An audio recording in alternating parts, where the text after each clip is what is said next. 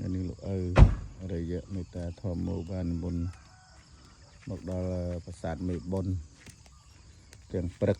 បន្ទាប់ពីមុននឹងបន្តដំណើរទៅធ្វើពិធីបួងសួងនិងចែកអំណោយនៅលើប្រាសាទតាក្របី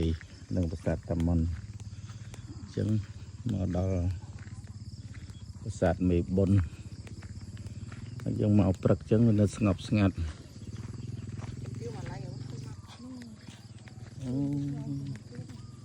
អូនោះមានប្រាសាទមួយទៀតហ៎អត់បានវាជាប្រាសាទមេបុណ្យបងប្អូនប្រាសាទមេបុណ្យនេះគឺកប់នៅកណ្ដាលវាលស្ងប់ស្ងាត់អត់មានផ្ទះអ្នកស្រុកទេបងប្អូនអើយនេះប្រាសាទបុរាណយើង